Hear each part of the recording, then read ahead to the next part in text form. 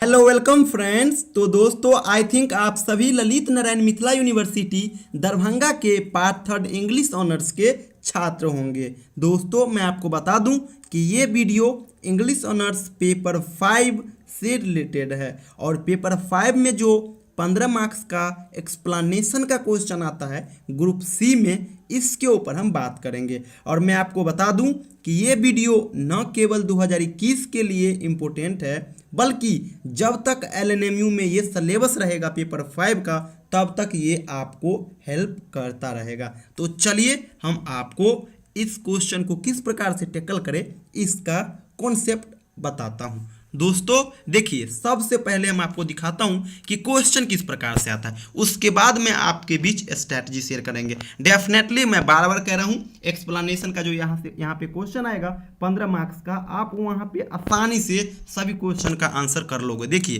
Question यहाँ पे आप लोग गौर से देखिएगा थोड़ा।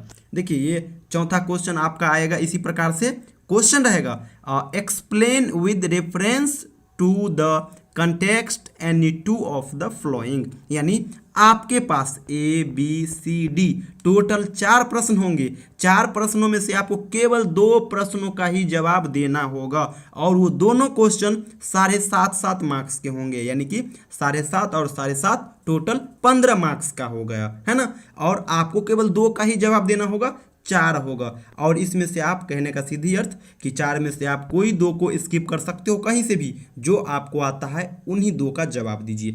और देखिए चलिए अब मैं आपको यहाँ पे स्ट्रैटेजी आप लोगों के बीच शेयर करता हूँ। देखिए यहाँ पे जो दोस्तों क्वेश्चन आता है ग्रुप सी में एक्सप्लेनेशन का, वो केवल 3 ही टॉपिक से आता है। कौन कौन? तो ट्रेडिशन एंड इंडिविजुअल टैलेंट्स, दूसरा फंक्शन ऑफ क्रिटिसिज्म एंड तीसरा फ्रंटाइड ऑफ क्रिटिसिज्म। यानी मेरा टॉपिक हो गया 3 और क्वेश्चन हो गया 4। तो एक चीज आप गौर से सुनिए, 3 टॉपिक है तो फिक्स है, एक एक हर टॉपिक से आएगा, फिक्स है, वो फिक्स है। तो अगर एक एक करके हर टॉपिक से आया तो 3 हो गया, लेकिन एक क्वेश्चन तो और हो गया ना, तो वो क्वेश्चन इस तीनों में से किन्हीं एक से और आ सकता है। कहने का सीधी अर्थ कि मान लीजिए यहाँ पे जो हमारा 4 क्वेश्चन आएगा, उस 4 प्रश्न जो है कोई सेक्शन से 2 होगा और अन्य से एक एक करके होगा, है ना। तो टोटल कितना हो गया? 4 हो गया। तो यहाँ पे आप एक चालाक से आप काम ले सकते हो कि अगर आप इस 3 में से किन्हीं भी एक टॉपिक को बिल्कुल ही निगलेक्ट कर दो, केवल 2 को लेकर चलो, क्योंकि फिक्स है हर सेक्शन से एक एक आएगा। तो अगर हम किन्हीं 2 को भी कर लेते हैं तैयारी, तो हर उस दोनों से एक एक आ जाएगा और हमको 2 ही का जवाब देना है। लेकिन मैं आपको बता दूं, और छोड़ना किसको है? तो फ्रंटाइड ऑफ क्रिटिसिज्म को छोड़ देना है ना, इसको हमको लेना ही नहीं है ना। देखिए लॉन्ग क्वेश्चन जो होता है ना, वहाँ पे सभी टॉपिक को पढ़ना जरूरी होता है, क्योंकि वहाँ से किसी भी प्रकार से क्वेश्चन आ सकता है। लेकिन ये एक्सप्लेनेशन का क्वेश्चन है, और एक्सप्लेनेशन वाले क्वेश्चन में आप जितना अच्छे तरीके से काम करोगे वो आपके लिए उतना बेनिफिशियल होगा। तो इसीलिए मैं आपको कह रहा हूँ कि यहाँ पे आप एक टॉपिक को निगलेक्ट कर दीजिए, उसको पढ़िए ही नहीं एक्सप्लेनेशन के लिए। फ्रंटाइड ऑफ क्रिटिसिज्म को रह गया 2 कौन? Tradition and individual talents and function of criticism. मैं आपको बार बार विश्वास दिला दे रहा हूँ, कह रहा हूँ कि देखिए 4 जो एक्सप्लेनेशन आएगा फिक्स है, 3 एक्सप्लेनेशन इस 2 टॉपिक से आ जाएगा, है ना।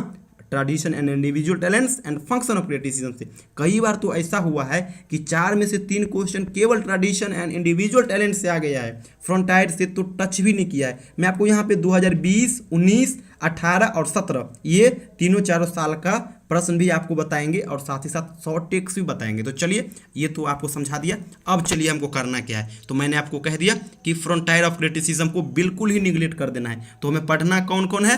तो केवल 2 पढ़ना है, एक tradition and individual talents and एक फंक्शन ऑफ क्रिटिसिज्म। चलिए मैं यहाँ पे जो आपको लाइन दे रहा हूँ, देखिए एक्सप्लेनेशन का जो क्वेश्चन आएगा, और एक्सप्लेनेशन के क्वेश्चन में अगर ये चीज़ आपको दिख जाए तो समझ जाना कि ये question tradition and individual talent से है। और मैं आपको ये इसलिए बता देना चाह रहा हूं कि जब आप एक्सप्लेनेशन वाले क्वेश्चन को फाइंड कर लोगे कि ये क्वेश्चन इस चैप्टर से और ये क्वेश्चन इस चैप्टर से आया हुआ है, तो मैं डेफिनेटली कह रहा हूं 15 मार्क्स का क्वेश्चन है तो 10 नंबर तो आप आसानी से ले लोगे, है ना, आसानी से ले सकते हो। तो कौन कौन से है? तो ट्रेडिशन एंड इंडिविजुअल टैलेंट्स में जो है, अगर इम्पर्सनल आपको दिख जाए, डेड पोएट्स एंड आर्टिस्ट दिख जाए, ट्रेडिशन, पोएट्री, ट्रेडिशन तो हो ही गया। उसके बाद poetry is not a turning loose of emotion. उसके बाद personal feeling and emotion, personal experience. अगर ये सारा चीज़ अगर आपको दिख जाए तो समझना आप ट्रेडिशन एंड इंडिविजुअल टैलेंट से वो लाइन लिया गया है। मैं आपको क्यों कह रहा हूँ ये सब, तो गौर से देखिए।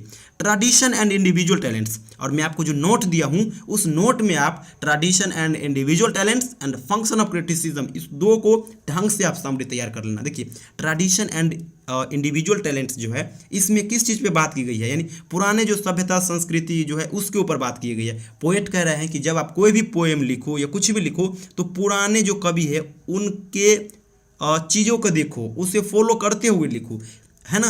इम्पर्सनल बोल रहा है, इम्पर्सनल पोएट्री, इस तरह की बात की गई है। डेड पोएट्स एंड आर्टिस्ट, यानी वो कह रहे हैं कि हमारा जो एंसेस्टर्स है, पूर्वज कवि लोग, उनको फॉलो करो। ट्रेडिशन यानी जो टॉपिक से ही निकल के आ रहा है ना। Poetry is not turning loose of emotion, ये बहुत बड़ा इस टॉपिक का ये लाइन है। आप जब पढ़ोगे यहाँ से एक्सप्लेनेशन का क्वेश्चन हमेशा आ जाता है। उसके बाद पर्सनल फीलिंग एंड इमोशन, कभी इसमें कह रहे हैं कि अपना पर्सनल फीलिंग इसमें शेयर करो, है ना। ये सारा चीज़ इसमें कह रहे हैं, तो ये ट्रेडिशन एंड इंडिविजुअल टैलेंट से होगा। अब बात करते हैं फंक्शन ऑफ क्रिटिसिज्म। तो देखिए जहाँ पे आपको क्रिटिसिज्म वर्ड भी दिख जाए तो देखिए 99% जगह पे आपको समझ जाना कि ये फंक्शन ऑफ क्रिटिसिज्म से है, लेकिन फ्रंटाइड ऑफ क्रिटिसिज्म में भी क्रिटिसिज्म आ रहा है, तो 1% जो हो गया ना वो क्रिटिसिज्म जो होगा वो फ्रंटाइड ऑफ क्रिटिसिज्म पे होगा, है ना। लेकिन 99% जगह इसी टॉपिक का क्रिटिसिज्म आपको वो शो करता रहेगा। और इसमें आपको क्या क्या करना है, तो कंपैरिजन एंड एनालिसिस, जैसा कि मैं आपको बताया था कि टी.एस. इलियट बताए हैं कि ये दो ऐसा टूल है जो लिटरेरी क्रिटिक यूज करते हैं। तो ये हो गया। उसका criticism on the other hand, इस वर्ड को भी याद रखना। उसके बाद the critic and the critical works of art, यहाँ से आपको बहुत दिखेगा। उसके बाद क्रिएटिव वर्क्स ऑफ आर्ट, ये भी देखने को मिलेगा। उसके बाद मूडी, आप देखे होंगे कि जो मैं आपको नोट दिया हूं तो ये फंक्शन ऑफ क्रिटिसिज्म जो है वो पूर्णतः मूडी के ही ऊपर है ना। उसके बाद रोमांटिसिज्म एंड क्लासिसिज्म, उसके बाद ट्रेडिशन एंड मोरालिटी। एक बात और ध्यान से रखिएगा, मैं यहाँ पे आपको बताया हूं कि केवल ट्रेडिशन रहे तो वो इस टॉपिक से होगा, ट्रेडिशन एंड इंडिविजुअल टैलेंट से, लेकिन अगर ट्रेडिशन एंड मोरालिटी हो तो वो फंक्शन ऑफ क्रिटिसिज्म से होगा। तो चलिए सबसे पहले मैं आपको दिखाता हूं, और लाइन किस प्रकार से लिखेंगे उसको भी मैं आपको बता देता हूं। जैसे कि देखिए आप पढ़ेंगे और पहचान जाएंगे कि ये ट्रेडिशन एंड इंडिविजुअल टैलेंट से लिया गया है। तो आप कैसे लिखेंगे, these lines have been taken from the essay tradition and individual talents written by T S. Eliot, who is known as a great poet, critic, dramatist and essayist of 19th century. इतना लिख दो और उसके बाद आप जो ट्रेडिशन एंड इंडिविजुअल टैलेंट्स या फिर फंक्शन ऑफ क्रिटिसिज्म का जो आप समरी पढ़े हो, वो समरी में से आपको जहाँ से भी मन हो वहाँ से भी 7-8 लाइन उठा के बस यहाँ पे आप पेस्ट कर दो, है ना। सिर्फ इतना काम कर दो, क्योंकि एक्सप्लेनेशन में हमको उतना अच्छा करना नहीं है। मैं बार बार आपको कर रहा हूँ, अगर इतना चीज़ अगर आप कर देते हो तो 15 में से 10 मार्क्स वो देने के लिए विवश हो जाएंगे, है ना। क्योंकि वो जो देखते हैं वो केवल ये चीज़ देखते हैं कि ये स्टूडेंट जो हैं ये पता कर पाए हैं कि नहीं कि ये लाइन कहाँ से लिया गया है और किसके बारे में ये दिया हुआ है। तो इसलिए ये चीज़ आप जरूर करना, और इसीलिए मैं आपको इतना हिंट दे रहा हूँ। अब चलते हैं, दिखाते हैं हम आपको किस प्रकार का क्वेश्चन आया हो। जैसे देखिए ये क्वेश्चन जो भी है 4, ये 2020 का है। तो आप गौर से देखिएगा, देखिए पढ़िए गौर से, एक बार ये पढ़िए A, B, C और D। तो देखिए अगर यहाँ पे हम पढ़ेंगे तो देखिए क्या है, poetry is a not a turning loose of emotion. हम अभी आपको बताए हैं कि ये कहाँ पे poetry is not turning loose. तो देखिए यहाँ पे आप देख रहे हैं ना, यहाँ पे poetry is not turning loose है ना यहाँ पे। तो ये ट्रेडिशन एंड इंडिविजुअल टैलेंट से होगा। मैं आपको जस्ट अब यहाँ पे साइन दिखा देता हूँ कि कहाँ से लिया गया, आप तो पढ़े ही हैं यहाँ पे। देखिए उसके बाद देखिए क्रिटिसिज्म ऑन अदर हैंड, ये भी हम आपको बताए हैं अभी। उसके बाद देखिए ये सब देख लिए। उसका देखिए क्रिटिसिज्म है, तो मैं आपको बताया हूँ कि 99% जगह पे फंक्शन ऑफ क्रिटिसिज्म का ये यूज होता है ना। जो नहीं हमको उतना नहीं मतलब फ्रंटायर ऑफ क्रिटिसिज्म का कौन लाइन है नहीं है उससे हमको नहीं मतलब, केवल 2 हमको फाइंड आउट करना है, और 2 आप आसानी से कर लोगे। मैं बार बार आपको कह रहा हूँ जब आप ढंग से इसको पढ़ोगे। तो चलिए आप यहाँ पे अगला दिखाता हूँ आपको। देखिए यहाँ पे क्रिटिक एंड वन सपोज, देखिए क्रिटिक, और देखिए आगे पढ़िए गौर से देखिएगा थोड़ा, देखिए पर्सनल प्रोड्यूस एंड क्रैक्स, इस प्रकार का जो लाइन दिया हुआ है पर्सनल ये वाला, तो कहाँ से हो गया, फंक्शन ऑफ क्रिटिसिज्म से। उसके बाद देखिए the mind of poet is said the platinum, it may partly and executively operate upon the experience of the man himself. देख रहे हैं ना यहाँ पे, ये सारा बता रहे हैं कि हमें क्या, देखिए गौर से पढ़िएगा, experience of the man himself, यानी एक्सपीरियंस करके, अनुभव करके हमें अपने टॉपिक जो है, वो जो अपना वर्क है उसको लिखना चाहिए। तो कहाँ पे ये बात किया गया है, ट्रेडिशन एंड इंडिविजुअल टैलेंट्स में बात किया गया है। उसके बाद देखिए नो पोएट नो आर्टिस्ट, और देखिए यहाँ पे गौर से देखिएगा डेड पोएट्स एंड आर्टिस्ट, पर देख लिए यहाँ पे तो समझ जाएंगे ये ट्रेडिशन एंड इंडिविजुअल टैलेंट से। उसके बाद देखिए इमोशन ऑफ आर्ट्स इम्पर्सनल, देखिए इम्पर्सनल वर्ड्स यहाँ पे आपको दी गया, समझिए ट्रेडिशन एंड इंडिविजुअल टैलेंट से। उसके बाद और आ गया ये देखिए poetry is not turning loose, देख लिए, तो ये कहाँ का हो गया, ये ट्रेडिशन एंड इंडिविजुअल टैलेंट से हो गया। उसके बाद इसी प्रकार से देखिए क्रिटिसिज्म आपको नजर आ रहा है, ये फंक्शन ऑफ क्रिटिसिज्म होगा।